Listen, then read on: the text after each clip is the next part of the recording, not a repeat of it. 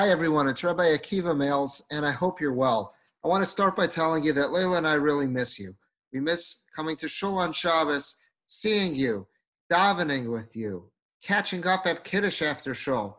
These are things that make our Shabbosos so special, and as much as we're enjoying Shabbos as it is now, it's not the same. God willing, the situation will change very, very soon, so it'll be safe for all of us to join with one another at Shul and be a tzibor, be a minyan, be a community in the way that we're so used to being, and that means so much to each and every one of us.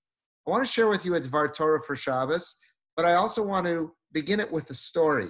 Since Layla and I have been spending more time in the home than we're used to, we've had a chance to catch up on some of the books that are on our bookshelves, books that we haven't opened in quite some time. And here's one of them. One of them that I have here is called The Unexpected Road, and it was written by Rabbi Hillel Goldberg. Rabbi Hillel Goldberg is a real Talmud Chacham. He's a scholar. He's a terrific author as well. He lives in Denver, Colorado. And he shares a story in here that is absolutely incredible. The name of the story is called Kosher Football. And let me tell you what it basically is about. The Jewish community of South Bend, Indiana is very unique. It's not a very large Jewish community, yet it has a day school, it has a shul, it has a mikvah, it has kosher shopping, all the trappings of what someone would need to live a full Orthodox Jewish life. And one of the families that's perhaps most responsible for so much of the good that goes on there and really enriching Orthodox Jewish life is the Lerman family. How did the Lerman family find themselves in South Bend, Indiana? So Rabbi Goldberg in here brings down an incredible story. And I enjoyed this because I happen to know the grandson, one of the grandchildren of the protagonist of the story. Let me share it with you. It starts with a young man by the name of Nathan Lerman, or Nate Lerman. Nate grew up in Rock Island, Illinois. He was a very poor boy. His dad unfortunately passed away when he was 11 years old. He grew up in a very traditional Jewish home. Somehow or another, his immigrant parents found themselves in Rock Island, Illinois. Small place to start with, even smaller Jewish community. So he was probably one of the only Jewish kids in his high school. And at that time, he was a tremendous athlete as a kid. So he was on their football team. Now, they would play other high school football teams. And it happened to be that one time they were playing against a team coming from Chicago. And this team was coming from a neighborhood in Chicago that was predominantly Jewish. So just about everyone on that high school's football team was Jewish. So the way that they would communicate with one another, so as not to give away their secrets or their plays, they would make all their calls in Yiddish before the play began. And that's the way they figured no one's going to understand what they're talking about. Specifically, if they're playing in Rock Island, Illinois, who's going to understand Yiddish? What they didn't know is that there was Nathan Lerman was playing on the Rock Island team. And he understood Yiddish perfectly. He spoke it fluently. And he was listening very closely before each play began. He heard the calls and he knew exactly where to be. And at this game, something unexpected happened. In the stands, there was a scout. There was a scout from Notre Dame University in South Bend, Indiana. And the scout wrote the following report. Never in my history of scouting have I seen a football player who has a better sense of the play, who knows where it is heading, who knows where to go and what to do than the Lerman boy of Rock Island, Illinois. And with the scout's report, Nathan Lerman, young Nathan Lerman, found himself receiving a full 4-year scholarship to play football for Notre Dame University, the Fighting Irish in South Bend, Indiana. Jewish kid playing for the Fighting Irish. Now, within the first season of him being there, he injured his knee. He sustained a really bad knee injury, so he was off the team. But he was already in South Bend, Indiana. He had nothing to go back to in Rock Island. He was dirt broke over there, dirt poor. So he figured, let me stay, we'll figure out some way to make this work. But here he is, you could just imagine, he was pretty upset about losing the chance to play football for all 4 years of college, but he's stuck in South Bend, Indiana. But it was a blessing in disguise. He found his bashert, he found a girl from a nice traditional Jewish home in South Bend, Indiana. He married her. They started a very successful business, and they built a beautiful Jewish family, a large Jewish family. And that family, together with the family business, has been an incredibly philanthropic force in South Bend, Indiana. And its day school, its shul, the mikveh, everything that sustains the Orthodox Jewish community, the Lerman family is front and center involved in pushing. What a beautiful story about a blessing in disguise. that here is this injury that he's got to be thinking, what good could possibly come from this? This is not what he wanted. Yet, at the end of the day, it was that knee injury which caused him to stay put in South Bend, Indiana, meets his bashert, and builds a beautiful business and a beautiful family that did so much good for the Jewish community of South Bend, Indiana. What made me think of that and relate this to the Parsha is we find a similar message in the Parsha this week. In the middle of, in Perek Yud Daled, there's going to be two Parshios read. It's going to be Tazria and Metzorah, and it's also Rosh Chodesh Iyar, by the way. Big Shabbos. So in Perek Yud Daled, Pasuk Lamed Daled, we read as follows.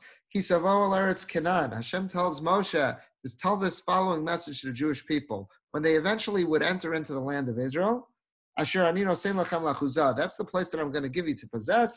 And asati negat saras beveis eretz achuzaschem. I will place, or I will give, the plague of tsaras. Tsaras is often translated as leprosy, but we know that this isn't the medical leprosy that we're familiar with. Tsaras of the Torah was a purely spiritual affliction that took on a physical manifestation. But again, it's often translated as leprosy. So the pasuk is saying that I've got news for you when you get into the land of Israel. V'nasati negat tsaras beveis eretz achuzaschem. I will give the plague of tsaras into the homes that are in your possession. So Rashi quotes the Medrash in Vayikra Rabbah that the Chazal were very astute and they picked up what's with this expression of Venasati. Venasati sounds like I'm going to give a gift. What's so good about Negat Saras? There was a lot of trouble that someone had to go through. They had to knock down walls of their house that this affliction appeared on, and they had to bring it out. There was people involved. There was a site. What's so good about this? Why would expression of Venasati? I'm going to gift you with the plague of Tsaras. That's not the appropriate word. What's the message? So Rashi quotes the Medrash, and the Medrash says as follows: B'sorehi lahem. This was actually a good news. There was good tidings in this message. Shanegoim ba'im aleim, that they would get stricken with this plague. Lefi she'atminu amarim atmanio shel zahav b'kiros bateim, that the Amorim, they were one of the native tribes that lived in Canaan. They had hidden in the walls of their homes all of their precious items. All 40 years that the Jews were wandering around the wilderness, the natives were burying their treasure, their gold, and all of their precious materials in the walls of their homes. That's where they were squirreling it away. And because of this plague, because of tsaras, that's what caused people to tear down the walls of their homes. And then they found the treasure. So it was a real blessing in disguise. Here it was that it looked like it was a klala. It looked like a terrible curse.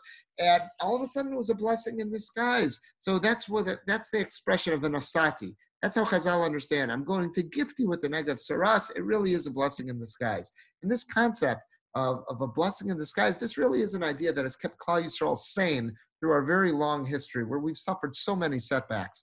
The Gemara tells us, Rabbi Akiva would always say, everything that HaKadosh Baruch Hu does is for the good. And this is an attitude that's kept Klal Yisrael sane. And I can't help but think of that in the middle of the crisis that the world is experiencing right now. There's many people out there who are saying, but at the same time, I was doing a lot of thinking this week, is that it's very hard at a time of crisis to say that, especially when we know people who are suffering so terribly. We all know people. Layla and I know people. We have relatives who have lost loved ones in the middle of this pandemic. We all know people who are suffering terribly. They're horribly sick. The families are grieving. The families are suffering. We know people who are being economically crippled by this. So many small business owners, they are suffering. There's anxiety. They're tsittering. There is such pain. So how do we say Kol David Rahman Letav? What do we make of that expression? How do we say everything's a blessing in disguise? And I want to share an idea with you that I think hit me this week. I remembered something that I had once heard that makes it, I think, is so important. It's an idea that all of us have to imbibe. We have to get this idea into our heads. And here it is. We're all familiar with Rabbi Pesach Krohn. Rabbi Krohn is a prolific author and speaker, as well as a world-renowned Moel, that there's thousands and thousands of happy and healthy circumcised Jewish boys out there, that he was their Moel at their bris milah. Rabbi Krohn, I've heard him say this, and I've also seen him write it on several occasions. He talks about his own experiences. Rabbi Krohn lost his father when he was a very young man. Rabbi Krohn was just 21 years old when his father passed away, and I believe that Rabbi Krohn was the youngest of 7 children, and he really had to step up to the plate to help provide for the family. Rabbi Krohn would talk about, and he writes about, how his father had a very close relationship with Rav Shimon Schwab. Rav Shimon Schwab was the Rav for many years in Breuer's, in Kahaladas Yeshurun in Washington Heights. And at the end of his father's life, when he was battling his illness, he was in the hospital in Washington Heights. I'm assuming that was Columbia Presbyterian, which is right there. And Rabbi Krohn went to go spend Shabbos with his father in the hospital towards the end of his life. And where did he stay? Because his father had this close relationship with Rav Schwab, he stayed in the apartment with Rav and Rebbetzin Shimon Schwab for that Shabbos. So after spending time with his father in the hospital, he comes back to the Schwab house for the Seudah, for the Shabbos meal, and Rav Schwab asks him, how is your father doing? So Rabbi Krohn tells him, he's really not doing well. The doctors are very pessimistic. However, I have bitachon. I have faith that he's going to get well and he'll have a refuah shalema. And I have to read to you how Rabbi Krohn describes Rav Schwab's reaction. He writes as follows: Rav Schwab became very serious and taught me a lesson for life. Bitachon in Hashem, he said, does not mean that your father will necessarily recover and get well.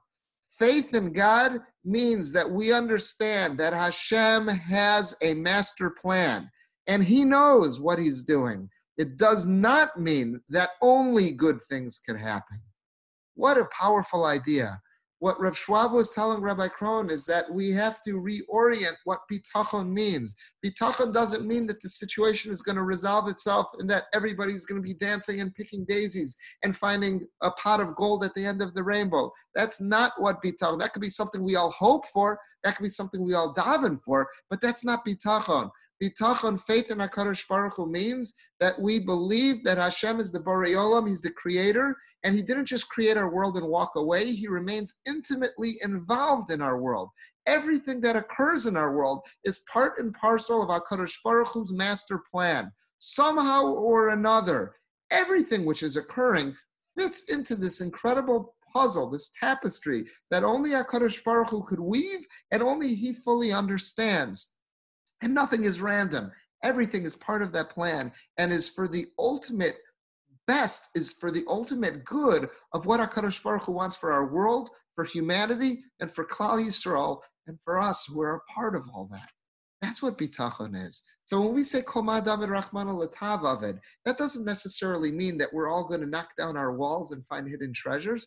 Kol Ma David Rachmana L'Tav Avid, that everything that God does is for the best, means it's part of his master plan. This, I believe, makes it a little bit easier for us to use this expression. And it also means that we have to be more sensitive when we're dealing with people who are really going through a hard time. When we say to them, have bitachon, let's be very careful. Let's not tell them to build up expectations that everything is going to work out hunky-dory. It might not be that way. What we mean to say have bitachon is to have faith that there is a Borei Olam, there's a creator, there's a Dayan HaEmes, there's a true judge. Nothing is happening in a random fashion. Everything is being controlled by Hashem, and whether we see it or not, and we hope we're going to see it, we hope that we'll be able to experience how it's for the best, but we may not see that. But what keeps us sane is we believe it's part of his master plan. And I think if we alter, I don't want to say that if we have to totally change, but if we slightly tweak our idea of what bitachon is, and that's what Rav Schwab was telling Rabbi Krohn, it can help us stay sane at a time when we're experiencing incredible setbacks, great challenges, and many people we know are really experiencing and living with great tragedies. I think this is such an important idea. I think it's important as we go into this Shabbos, and especially that it's a Rosh Chodesh and we're davening, that our collective tefillah is that Hashem should end this pandemic as soon as possible. He should give comfort, give true nechama to all those families who have lost loved ones. He should share refuah shalema with everybody who's suffering as a result of this virus. He should give chizuk, true support to all those families who are carrying and shouldering an incredible burden. And he should help and sustain all those who are suffering economically in the midst of all this. May HaKadosh Baruch Hu end this virus. May he bring the ultimate geula. May he bring the ultimate Yeshua, the salvation that each and every one of us are davening for. Have a good Shabbos, everyone, and may this be a good Chodesh for all of us, for Klal Yisrael, and for the entire world.